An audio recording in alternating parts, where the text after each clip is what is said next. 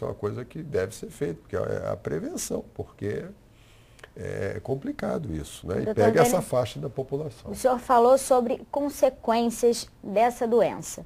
Em alguns casos, quando o coração é afetado, a pessoa chega ao ponto de ter que fazer cirurgias para resolver. Como é que isso acontece e quais são as consequências tanto do coração afetado quanto de uma possível cirurgia? Exatamente. Como isso vai afetando. São esses surtos, são essas pessoas que não fazem a profilaxia, a maioria não faz, eu posso dizer mais de 90%, porque se fizesse não chegariam a ser adultos tão sequelados assim, essa que é a verdade.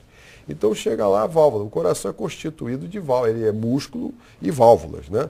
Então você tem a válvula mitral, válvula aórtica, válvula tricúspide, válvula pulmonar. Principalmente a mitral e a aórtica, que são duas válvulas importantíssimas para o funcionamento do coração, elas são, com esses surtos que vão se repetindo inflamatório, deformam essas válvulas. Então você pode imaginar uma porta que você não consegue ou abrir direito, nem fechar direito. É mais ou menos, a válvula não abre bem, não fecha bem, o que acontece? O funcionamento todo do coração vai ficar danificado.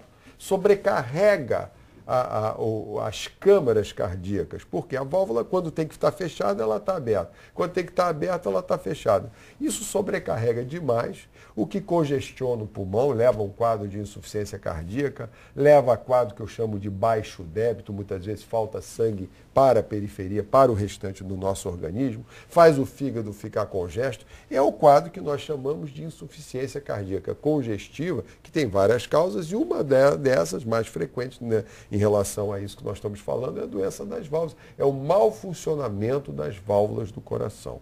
Então, é isso que eu avalio, digamos, é o meu carro-chefe, é a minha experiência. Pego exatamente adultos jovens, adultos muitas vezes nem tão jovens, mas a média de idade desses adultos, em torno de 40, 50 anos, já com as válvulas totalmente sequeladas, que tem que ser operados, trocam a válvula, depois tem que ser reoperados, porque na realidade, essas válvulas, eu não vou entrar muito nesse mérito, mas existem válvulas biológicas, feitas de válvulas do próprio porco, e existem válvulas metálicas. As válvulas biológicas, elas se desgastam, 8, 10 anos você tem que retrocar, tem que fazer uma nova cirurgia.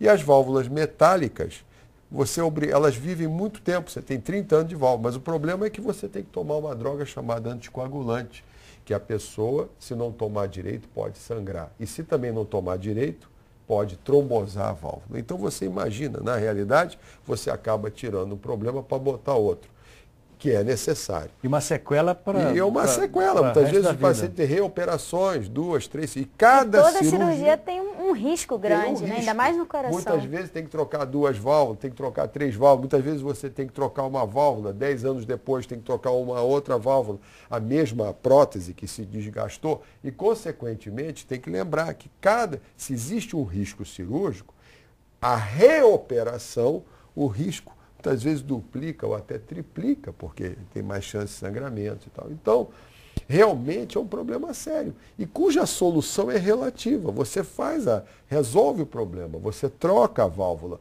mas o problema, ou até repara a válvula. Hoje existe até procedimentos via catéter, que você pode dilatar a válvula. Tudo existe, mas o fato é que nada é totalmente definitivo. Por isso que a prevenção é tão importante, e é preciso divulgar essas informações para a população, para que a gente possa ter atenção a essa circunstância tão importante que pode, como eu disse, gerar sequela no futuro da pessoa adulta. Para que a pessoa não deixe de se tratar, né? Porque esses quadros evoluem justamente porque a pessoa interrompe o tratamento. Só para vocês terem uma ideia que eu acho muito interessante e que mostra isso, 70% dos pacientes com cardiopatia reumática, e que a mais frequente é uma lesão da válvula mitral chamada estenose mitral, são mulheres. Mulheres ainda em idade, inclusive, gestacional. Imagina uma mulher em idade gestacional tendo que, por exemplo, botar uma prótese metálica em que precisa tomar anticoagulante que pode sangrar na gravidez, ou que pode ter alterações teratogênicas sobre o feto, embora tenha... Não é uma circunstância fácil. Não é uma circunstância difícil de tomar decisão. Ah, não, mas bota então uma válvula biológica, tudo bem. Aí, 8, 10 anos depois, ela tem que reoperar. Imagina isto, né? Fora tomar aqueles medicamentos todos.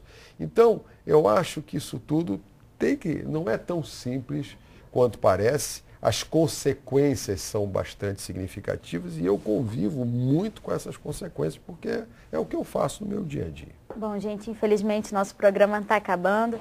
Doutor Dene, muito obrigada pela sua presença. Deputado João Pedro, mais uma vez, obrigada. E se você quiser rever esse programa, basta acessar o nosso site, que é www.tvalerj.tv. TV Alerj, o canal do povo fluminense.